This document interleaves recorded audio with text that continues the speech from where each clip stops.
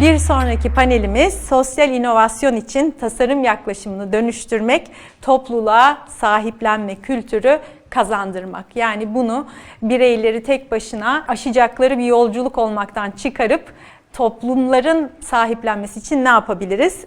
Gerçekten günün son paneli olarak bence çok güzel bir panel olacak bu da. Jocelyn Wyatt konuğumuz.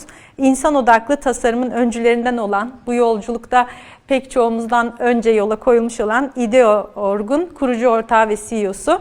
Moderasyon için gözlerimizi Fatoş Karahasan'a çevireceğiz. İstanbul Bilgi Üniversitesi öğretim görevlisi, gazeteci ve yazar.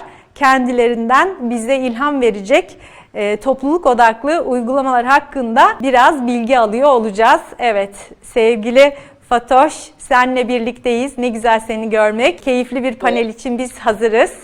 Söz sende. Ben de hazırım ve tebrik ediyorum bütün ekibi.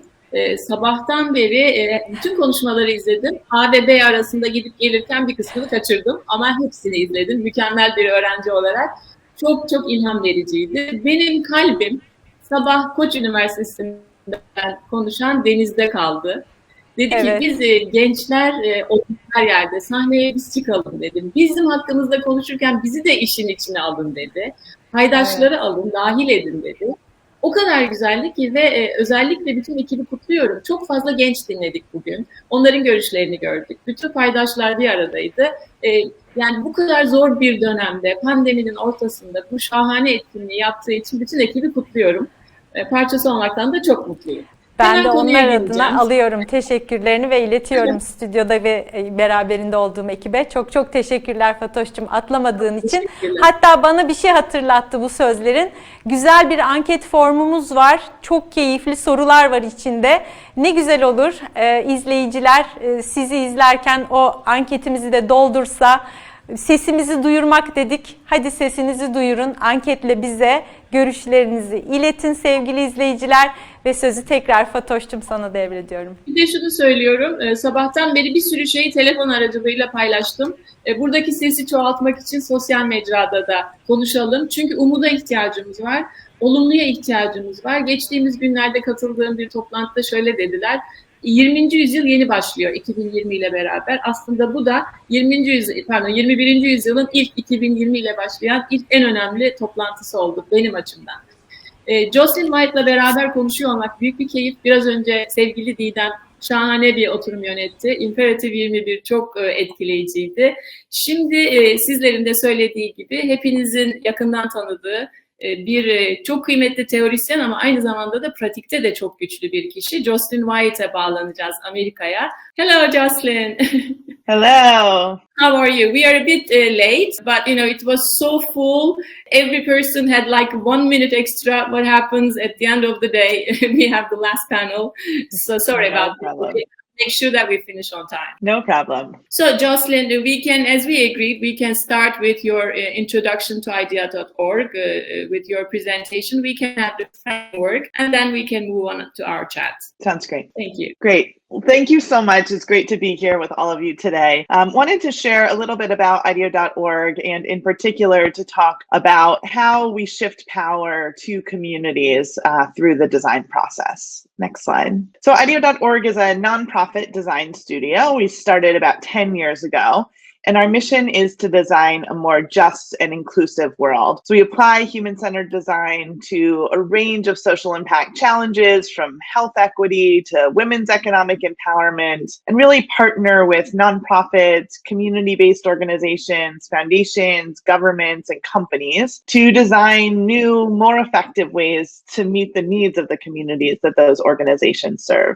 We came out of the design and innovation firm IDEO, which started in Silicon Valley in California more than 40 years ago, and really realized that we needed a different approach to work with nonprofit organizations on social challenges. So we now have studios with IDEO.org in New York, San Francisco, and Nairobi. Our team is about 70 people, and we work around the world and have designed solutions that have reached over 64 million people. So we apply human-centered design, which is a creative approach to problem solving that really starts with inspiration, understanding people's needs, through participatory research, interviews, observations, and we go through cycles of ideation, brainstorming, prototyping, testing, refining, and ultimately get to solutions that we implement that are tailored to meet people's needs and are able to scale to have widespread impact. So community co-design is a practice that we've been advancing, which is really focused on shifting power from the designers to the community members, the people that will ultimately own the solutions. Community co-design recognizes that the people that are closest to the problems are best equipped to solve those challenges and come up with solutions. And so what we're doing in community co-design is really bringing people in from communities to get to those solutions. And we as designers are serving more of a role as facilitators. So this is a spectrum that that's been helpful for our team to refer to, because there's different modes of design, and it's helpful to think about how we employ different modes at different times. And get IDEO, our focus has historically been around sort of a human-centric approach or perhaps a participatory approach. But what we're shifting more towards now in our work is this co-creation approach, and even into a self-determined approach. And so this has been a journey to start to really build out our methodology across this spectrum. So the principles of co-design that we employ, the first is really about trusting in community expertise. Again, this is about understanding and believing that those that are closest to the challenges have the most context and knowledge and ability to get to great sustainable solutions for them. So for instance, we worked to design a healthcare facility in Dallas, Texas. And instead of thinking that our designers were the ones that could lead the research and come up with the solutions themselves, we employed local community leaders to go out and facilitate conversations within their own communities and bring that back to us, and then worked with those community leaders to really design a community health clinic for the Dallas community. The second, sorry, if you can go back. The second principle is really about embedding equity within the process. So we recognize that we need to really work to make design accessible to everyone, not just to designers that may come at it with more privilege. So we need to really create equitable engagement. This means paying people for their time and expertise. I'll share a little bit about a program that we're running called the Billion Girls Collab, where we have a paid fellowship program for adolescent girls to design alongside of our team. And then the third is around creating environments of inclusion. So this is really about making people feel that there's a sense of belonging and feel welcome. It's really the opportunity for our team to create spaces where an adolescent girl does feel comfortable contributing creatively and sharing her voice and being as much a definer of the solution or the definer of the problem statement as anyone else. And so really developing those methodologies and the ways for people to feel more comfortable so that their voices are truly included as a critical part of the co-design process. So share a couple examples of community co-design and how that's played out in our work. So the first is the Billion Girls Collab that I was just mentioning. So here what we're doing is we're launching an incubator for girl-led solutions. We recognize that for so long in philanthropy and the social sector, solutions for adolescent girls have been defined by NGO workers or professionals, and that girls themselves have had little voice in terms of framing up the challenges or coming to the solutions. And with the Billion Girls Collab, we really wanted to change that. So we're doing that by elevating the dreams of girls, co-creating solutions, and convening partners to bring them to life. So as I shared, we have a girl fellowship where we bring adolescent girls in and really build their design capabilities. They're the ones that frame up the challenges and ultimately are the solution creators. We run design sprints where we have our team of professional designers based in Nairobi work alongside the girls and the community-based organizations to advance solutions. And then then we have a cohort of partners. These are grassroots-based, community-led organizations who are the ones that will really implement these solutions within their existing programs and communities. So with the Billion Girls Femme Fellowship, we're really putting the power in the hands of these adolescent girls to be the designers of the solutions and the framers of these challenges. The first sprint that the girls really defined was about fostering dialogue within families in order to prepare girls for the transitions and changes ahead as they went through puberty and as they started to become sexually active. These girls told us that they found that they weren't able to have conversations with family members, but then that led to a lot of sort of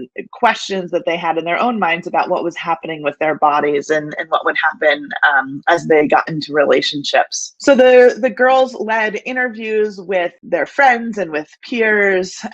We ran them through a process of synthesis and design where we figured out, what were the solutions that they felt like were the best to be able to address this challenge. And then they took prototypes into their community and got feedback and worked with us to refine them as well. This work ended, next slide, in 2 different concepts that are now being taken forward by community-based organizations. This first one is a platform that makes having the talk about sex less awkward and nerve-wracking for both parents and their teenage children. Next slide. Is a place where parents and teens can pick up items to help have them so that they can help have the talk at home. So this is sort of provides the starter kit based on who you are so that you can have this conversation with your children or with your parents. Next slide. And then developed sort of the journey of how this works and put together this platform, again, for the community-based organizations to really start to build out and offer for the communities of adolescents and their families that they're working with. The second concept that the girls designed was called Girl Time, which is really a conversational bot and monthly zine to help share information about puberty in a more joyful and accessible way. So this is really a tool that makes facts about puberty more digestible and easier to understand, gives information to girls about menstruation. Next slide. And the girls can sign up for this chatbot,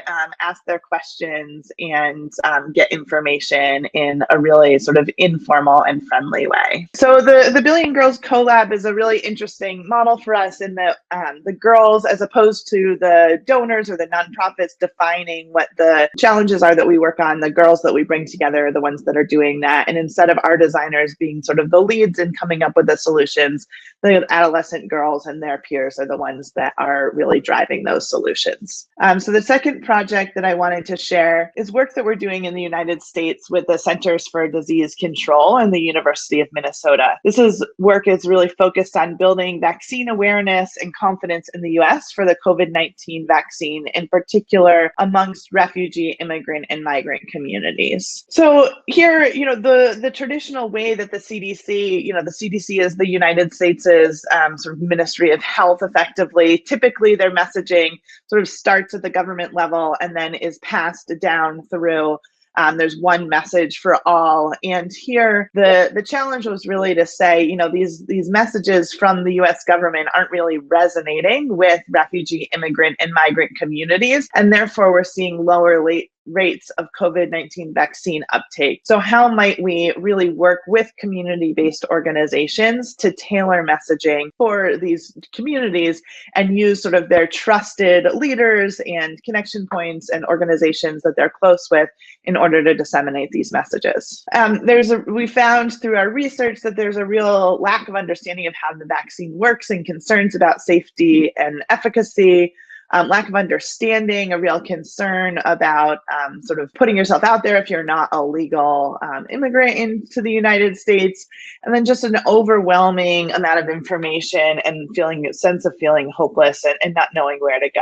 So we hosted community workshops with Haitian and Latinx communities in the US and asked participants to role play how they might try and convince a friend or family member to get the vaccine, and gathered feedback from from them on different campaign directions. This really helped us understand, what modes of communication were people using, what did they feel like was really effective in convincing members of their communities or people that they love to get the vaccine. So we got to some emerging principles, which were really around sort of leaning into cultural identity, allowing for customization, really connecting people with images of people that looked like them and using language that they were familiar with. So our slogan is our reason to believe. So we know that the reason may be different for each community based on their own history and their lived experience and their present day realities. And so we're able to develop this brand that had a lot of flexibility to speak to different communities.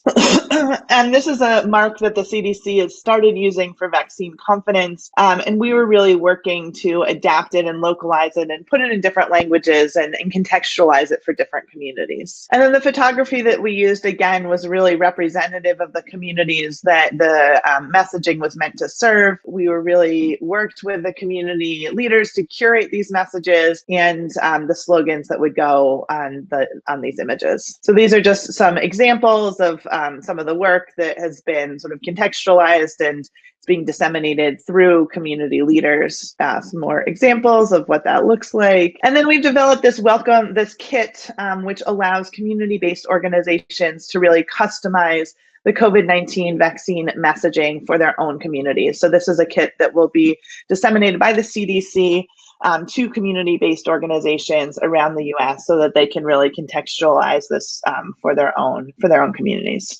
So the community leaders are now working with us to get this messaging and the campaign out into their own organizations and their communities. And it's been just a delight to really be engaging with them in such a direct way so that they're seeing messaging that really reflects their communities and the people that they serve. We're now doing some testing in the Haitian community in the US, and this will help inform the toolkit and the campaign as well. And also testing with the Latinx community, with different vaccine clinics and folks throughout the US are Spanish speakers and are part of the Latinx community to, again, continue to adapt and refine this messaging campaign. And then really working with these community leaders to create this campaign, make it their own, and disseminate the messages through their own communities. So I will close there and turn it over to the rest of the discussion. Thank you so much. Thank you very much, Jocelyn. You have written two very important, very insightful articles. One was in 2010. The other one is very recent, 2021, in Stanford Social Innovation Review. A decade sometimes is not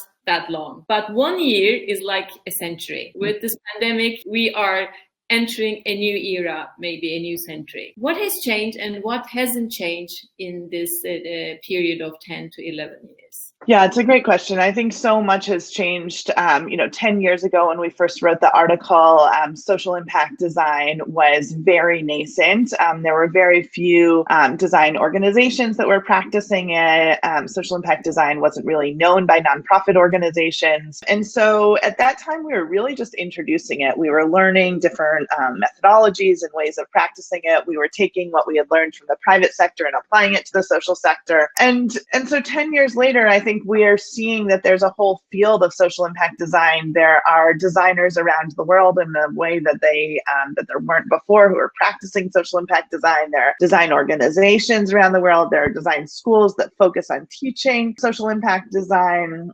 Private sector design firms have started building portfolios of social impact design. We're seeing nonprofit design organizations. So I think just really, in the last 10 years, a whole movement has grown around social impact design that didn't exist at that point. And I think we've all just learned how to sort of shift some of the methodologies that we've practiced in order to reach greater impact over the last 10 years. I have seen a great deal of flexibility and speed in everything you have done in your life also. You are not afraid of trying. I will later on come to your personal experiences.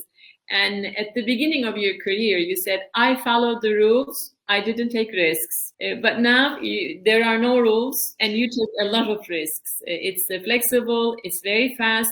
How do you manage and how can we manage to be flexible and fast? I think to me, a lot of what I've learned as a leader has been about how to center leadership on values. And I think when we center our leadership on values that we've spent the time to sort of reflect on and clarify for ourselves, then it feels less risky to make decisions because they come from a place that's really centered and connected with who we are. And it feels like you can act with a sense of integrity. And so for me, I served as an Acumen Fellow, and the leadership training that we got through that was really about sort of values-based leadership. And so I think that's what allows me to make decisions quickly and to follow a path with conviction is always recentering on those values. So can you transmit this easily to your teams? Can everyone share the same values? Because we're talking about a wide range of problems. We're talking about the entire planet. Things are changing. Diversity is there. We are trying to include everyone. How can we manage to bring everyone to the same level so that they can defend the same values? I mean, I think there's sort of different levels of values and goals, I would say. So I think for me, there's like a set of personal values that help drive the decisions that I make in my professional life and my personal life. And those are sort of held by me. I think there's a set of organizational values that IDEO.org holds that help guide us as we make decisions and prioritize and as we continue to live into the organization that we wish to be. And then I would say there's sort of global goals that we may be looking at. And so I think for me, the sustainable development goals sort of provide that kind of common place that I think we are all sort of driving towards: the private sector, governments, the social sector. And so I think the sustainable development goals, though not necessarily values, I do think that they are at least give us some outcomes that we're trying to achieve in service of social and environmental impact. On the one hand, you have things that really require a lot of logic, a lot of science. On the other hand, we need creativity. You said we have creative approach to problem solving. Coming from a creative industry, I know that it's very difficult to have this creative talent and creative output all the time. How can you manage to have a consistent creative approach in your problem solving procedures? So I think the way that we work facilitates that. So collaboration is critical for the way that we work at IDEO.org. We believe that people are more creative when they work together and when they collaborate. And so I think that's a piece of it, is finding structures. We believe that people have an easier time being creative when we can construct things as projects or sprints, where there's a really clear sort of brief that we're working towards and a starting point and an ending time, and that people can sort of work within that construct. And then there's things that we do that sort of enhance our creativity. So we do creative warm-ups in the morning, for instance, where, we may be, sketching something or brainstorming things or writing something funny. And then we do other things, like we share inspiration with each other and we find creativity in the world and bring it to our colleagues and share that as a way to sort of continue to advance what we see as creatively excellent. So I think there's a number of things that we do, but a lot of it is really about the way that we sort of structure our time and our teams and just continue to encourage and celebrate that creativity. How do you screen in an atmosphere of this, joy and sharing inspiration? How do you find the way to take the best out of, or the good ones out of the entire solutions or proposals or ideas or sparks? Because, in brainstorming sessions, there is generally a lot of information, but you have to have this talent eye to find what is good and what is serving. Also, to be fast again. Yeah, I think there's both. I think one piece of it is that what we tend to see is that in brainstorming and then sort of in concept development afterwards, that there's certain ideas that people keep coming back to. They get a lot of energy. People keep building on them. And so there's sort of something that, like, people are drawn to good ideas. And I think bad ideas or ideas that aren't really going to work just kind of like fall off. And so we just don't worry too much about them. And that's why we say, one of the rules of brainstorming is to defer judgment. engagement. It's better to keep building on the great ideas than it is to like discuss and debate the bad ideas. They'll naturally fall away. I think the other piece of it is really around prototyping. So once we get to a set of ideas that we build out, then we're really testing them. And prototyping can be quite rigorous and analytical as we really figure out which of these solutions is the right solution. So even,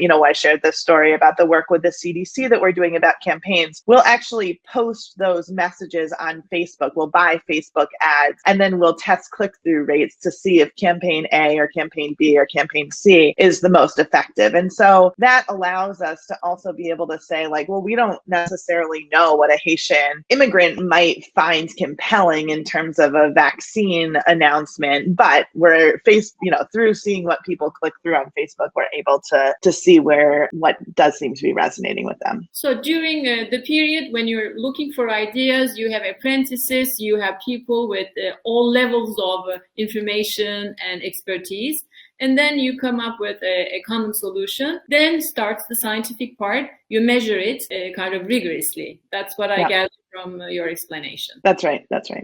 How can you make sure that if it's not a unanimous decision, because most of the time a group has one idea and the other group has another idea, and they don't feel okay when they feel that they have lost their voice? How do you create a common ground? How do you unify all these people? Because when you have a large group, a lot of people have a lot of ideas, and everybody thinks their idea is the best. I think a few things. One is that we have a real, I think once people sort of write a note on a Post-it or put a concept up and it goes onto the board, or, the virtual board or the physical board, it's no longer their idea. It's an idea of the group. And so we don't hold individual ownership of concepts or ideas once they sort of come out of us. And so we don't refer to something as like, well, Joe's idea versus, Jocelyn's idea. We don't talk about it like that. We say like the supermarket idea versus the laundromat idea. So I think that's one piece of it, is depersonalizing it. I think another is that we vote at times. We'll sort of look at a whole set of ideas and we'll say everyone gets 3 votes, and you can vote on your own ideas or other people's ideas, but vote on your favorite. And then we sort of say like, okay, these 3 have the most votes. They're the ones that we're going to prototype and test. And then I think another piece of it, we use the phrase a lot, disagree and commit, which is, you may not like this, but this is what the team has decided, and we're going to go forward with it and keep moving along. And no more, we're not going to debate about whether we should have picked this other idea or this one. We're going to keep moving forward with this now. I love this, because this is the key. Because after a decision is made, then you have to commit yourself, disagree and commit and be part of the group. That is the key to any kind of teamwork. What about citizens? How can we motivate them? How can we involve them? Because, this is us and them. Despite the fact that we work with them, we include them in the process of designing. But how can we kind of improve the adoption process and make it faster? Yeah, one platform that IDEO has built out over the last decade is a platform called Open IDEO, which is an open innovation platform. And Open IDEO really puts big challenges out to a global community and asks people for input for their solutions to those challenges. So I think that's one place where we're able to get sort of input from citizens in a broader fashion. And then I would say that it's really through the sort of methodology of community co-design, where we're engaging specific communities in those solutions as a way to get that input as well. During the conversations today and presentations, one of the words that came up often was the trust issue, because nowadays everybody needs a safe environment and they need to trust the other party. This is intangible and it's very hard to produce. What is the best way for communities and for social entrepreneurs and for anyone working in the social innovation business to create an atmosphere where people can feel safe and trust the process? Trust takes time, and I think to try and hurry up trust building too quickly is where we sometimes get into trouble. I think for us, that's the real value in working with community leaders or community members, is that they have the trust, and then if we can earn the trust of one individual or a couple individuals, and then they have the trust of the broader community, then we can work through them and start to build that trust with the broader community. But when we don't have that liaison, I think it's really challenging as outsiders, to gain the trust without someone that's sort of making that bridge and being the kind of truth tellers on both sides. Do you feel it easier to work with communities now than 10 years ago, 15 years ago, or 20 years ago when you were a student starting to work in social platforms? Was it easier then, or is it easy now? What has changed? I think 10 years ago, I thought that I could go directly into a community and get honest answers from them, and that I could be the one that was sort of doing that. And I think that was naive. So in a way, I think I thought that it was easier then, but now I realize that it's harder, but I think we're doing it more effectively. So I think now I would say, like, I'm generally not the right person to be sort of like in the midst in a community. I'm more often removed from that, but I believe that we're getting more sort of honesty and more thoughtful insight and solutions from communities by not having people like me be the ones that are sort of the ones trying to like be in the midst in that community now. What about the workforce that is working in these projects? What changes? Because we now have a new generation Z.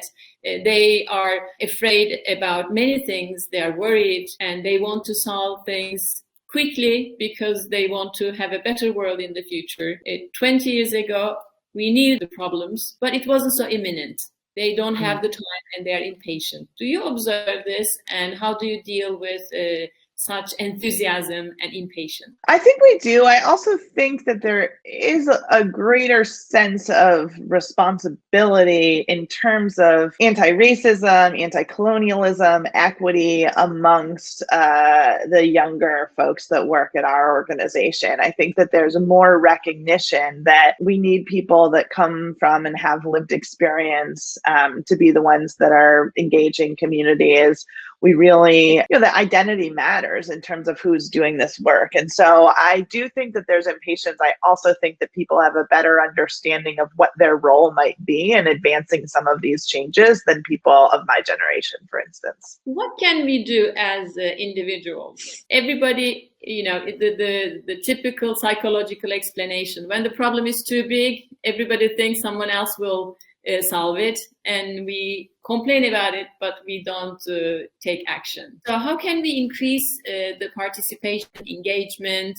I know that it's a kind of a difficult single question, but I'm sure you have a lot of insights on that. I mean, I think there's lots of important things that we can do. I think we need to vote and select our political leaders who can represent us and make the changes in the world that we know are necessary. I think we can donate and financially support organizations that we believe are doing the work that needs to be done and support the communities. I think we can frequent local businesses that are owned by women and people of color and refugees and immigrants. I think we can volunteer our time or dedicate our professional experience or life to it. I think we can share the stories of people on the front lines who are doing the really courageous and critical work. So I think there's so much that we can do as individuals to really sort of support the work of the leaders that are doing the really critical work to change our society and our world. Justin, what made you choose this path?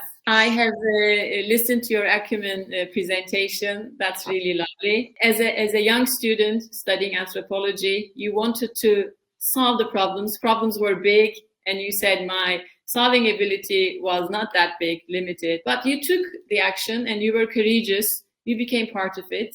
I'm sure you felt discouraged, disappointed most of the time as a young student. How did you manage that? let's focus a bit more on your personal experience, which is very valuable to us. I think for me, it always felt like the most interesting and engaging work to do. I think when I looked at the sort of problems in the world, and I don't know that it was even so much of a choice for me. I think both of my parents were educators and had worked in nonprofits, and so I grew up amongst people that were sort of mission driven in terms of their career choices, and I felt the same way. And so for me, it was about finding problems that felt engaging and challenging, but also felt meaningful to solve. And so for me, that took me into the field of international development. I was really curious about the world. I mean, from a really personal standpoint, I wanted to be able to travel and experience other cultures and see different places. And so international development sort of gave me that lens, I think. And then I think once I started seeing the challenges and understanding the challenges and the real wild disparity in the ways that people lived, I couldn't sort of unsee that and needed to stay committed to really addressing the radical inequity that I saw around the world. You are an inspiration, and we are about to end our session. I would like to have a call to action statement from you to our listeners. What can we do? Because we are going through a very, very difficult period, and it's going to be more difficult in the years to come. Please, call to action statement from an inspirational leader like yourself would be the best way to finish our conversation today. Thank you. Well, I would say, in addition to the ways of taking action, I would say be kind to one another and be caring and understanding and empathetic to those around you. I think we're seeing that so many folks are experiencing such violence and hatred and discrimination and inequity today, and they could really use some love and understanding. And so I'd say, that's sort of the most that we can do right now, in addition to sort of taking personal action, is to really extend our love and caring and support to those in our communities and those around us. Let's be kind and loving and generous like yourself. Thank you very much for being with us today. We'll be looking forward to seeing your new projects and maybe taking part in one of them. Thank you very much, Jocelyn. Thank you so much.